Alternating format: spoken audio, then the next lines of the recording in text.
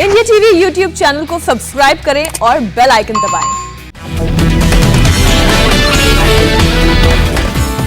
भारत और तालिबान के बीच पहली औपचारिक बातचीत शुरू। दोहा में तालिबान नेता शेर मोहम्मद अब्बास भारतीय राजदूत दीपक मित्तल से मिले। भारत ने तालिबान को दी हिदायत, अफगानिस्तान की जमीन का इस्तेमाल आतंकवादी गतिविधियों के लिए नहीं होना चाहिए। भारत की तालिबान को 2 टूक, कहा सभी भारतीय नागरिकों की सुरक्षित वापसी हो, किसी को भी कोई नुकसान न पहुंचे। तालिबान ने मानी भारत की सभी बातें, अफगानिस्तान में मौजूद हिंदू सिखों की सुरक्षा का भरोसा दिया। अफगानिस्तान के मामले में प्रधानमंत्री मोदी ने की बड़ी पहल, विदेश मंत्री, एनएसए और सीनियर अफसरों को भारत की प्राथमिकताओं पर फोकस करने को कहा। अफगानिस्तान में 20 साल का अमेरिकी मिशन खत्म हुआ, डेडलाइन के कई घंटे पहले ही खत्म कर दिया ऑपरेशन।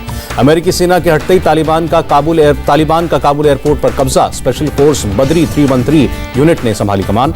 काबुल एयरपोर्ट के अंदर का वीडियो आया, तालिबान ने अमेरिकी हथियारों पर और वर्दियों पर कब्जा जमाया। अमेरिकी सैनिकों के लौटते ही जश्न में डूबा तालिबान, आतंकियों ने हवाई फायरिंग की, रॉकेट लॉन्चर भी दागे। अमेरिकी सेना के लौटते ही तालिबान एयरपोर्ट के बाहर जगह जगह बनाए गए चेकपोस्ट, सुरक्षा का वादा किया गया। अमेरिकी सैनिकों की वापसी के बाद तालिबान प्रवक्ता का बयान, कहा अफगानिस्तान को मिली पूरी आजादी, ये हम सबकी जीत है।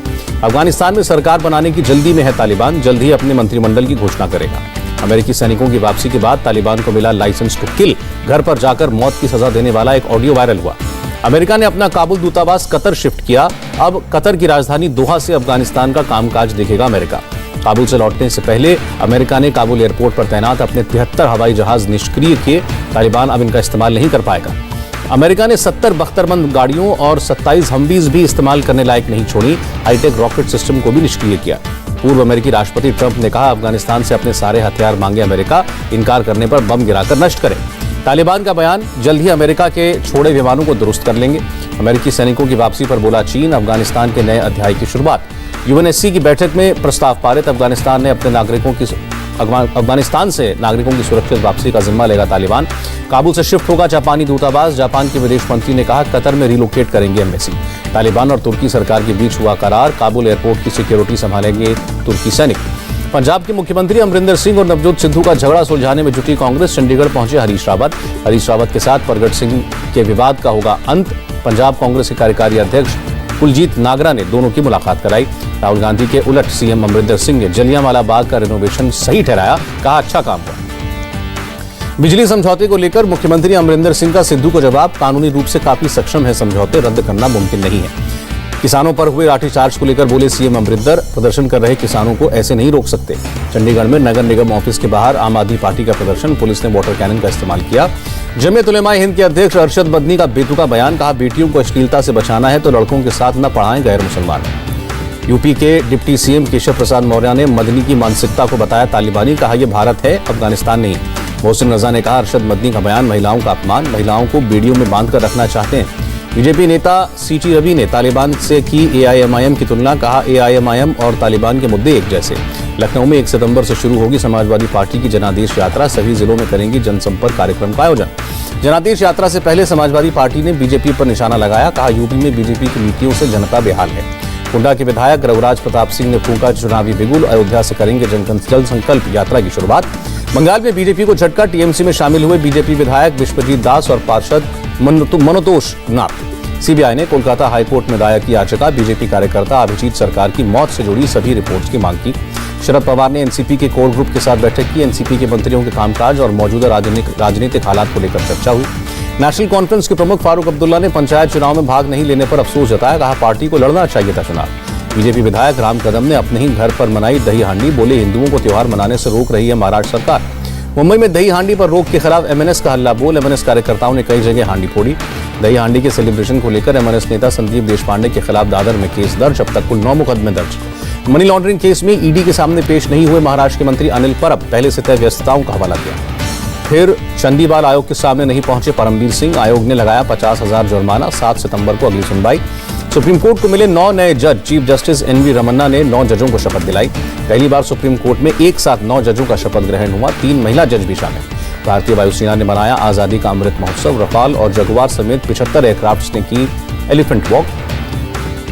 आईएनएस टाबर ने अल्जीरियाई नौसेना के साथ पहली बार ज्वाइंट ऑपरेशन किया। भारतीय नौसेना और भारत इलेक्ट्रॉनिक्स के बीच करार हुआ। नौसेना को मिलेगा पहला स्वदेशी naval anti drone system.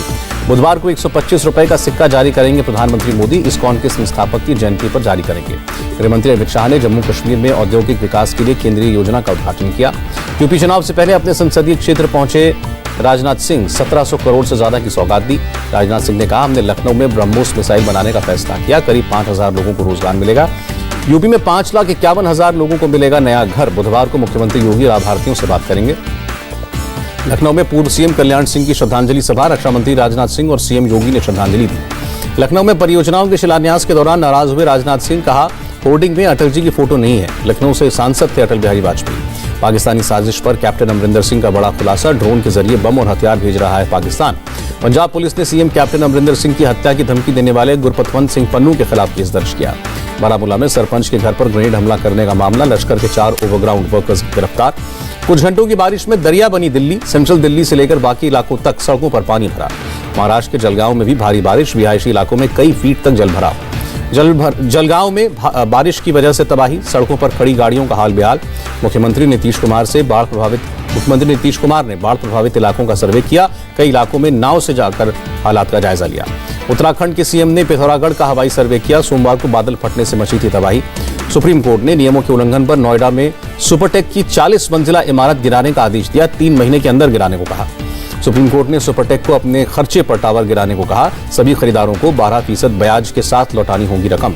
Delhi police की साइबर सेल ने झारखंड के जामताड़ा में साइबर ठगी करने वाले एक गैंग का भांडाफोड़ किया। 14 आरोपी गिरफ्तार।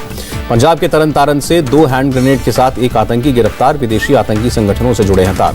हरियाणा पुलिस ने हथियार तस्कर गैंग का भांडाफोड़ किया। 35 पिस्टल और 45 मैगजीन के साथ 4 आरोपी गिरफ्तार।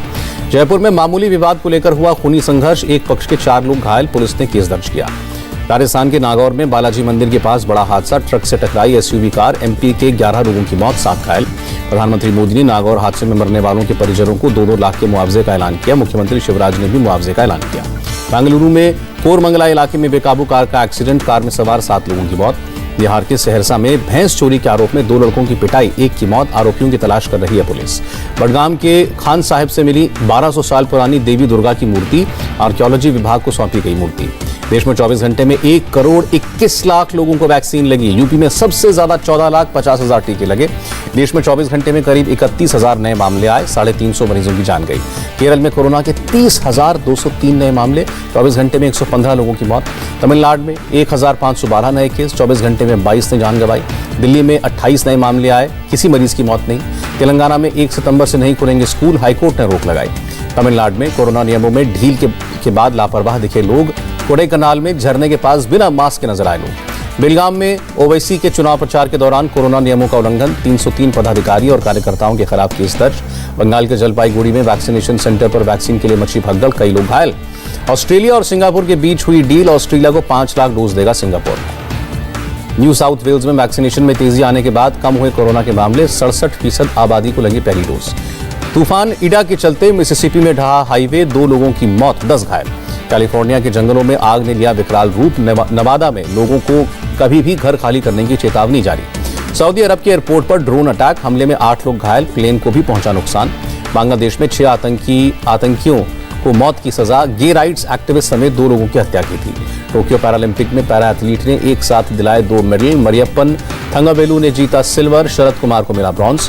राष्ट्रपति कोविंद और प्रधानमंत्री मोदी ने मरियप्पन और शरद कुमार को जीत की बधाई दी। कहा, देश को आप पर गर्व। सिंहराज अधाना ने भी दिलाया भारत को मेडल। 10 मीटर एयर पिस्टल में ब्रॉन्ज मेडल जीता। दिल्ली पहुंचे silver boy Nishad Kumar. Airport पर ढोल नगाड़ों के साथ हुआ जोरदार स्वागत। पैरालंपिक में ब्रॉन्ज मेडल जीतने वाले विवेक सागर बनेंगे डीएसपी। एमपी के गृहमंत्री नरोत्तम मिश्रा ने ऐलान किया। आईपीएल की 2 नई टीमों से बीसीसीआई को होगी बम्पर कमाई। नई टीमों को एंट्री के लिए चुकानी होगी 2000 करोड़ रुपए। दक्षिण अफ्रीका के तेज गेंदबाज डेल स्टेन ने क्रिकेट को अलविदा कहा। क्रिकेट के सभी फॉर्मेट से संन्यास किया। अप्रैल-जून तिमाही में जीडीपी विकास दर 20.1% रही। जुलाई में कोर सेक्टर की विकास दर 9.4% रही। रिकॉर्ड बढ़ोतरी के साथ बंद हुआ शेयर बाजार। सेंसेक्स में 662 अंकों का उछाल। निफ्टी भी 201 अंक बढ़ा। यूएस डॉलर के मुकाबले 29 पैसे मजबूत हुआ रुपया। $1 की कीमत हुई 73 रुपए। नमस्ते, मैं हूं मीनाक्षी जोशी। वीडियो और खबरों से अपडेट रहने के लिए India TV YouTube channel subscribe करें, बेल आइकन दबाना ना भूलें। जुड़े रहें इंडिया टीवी के साथ।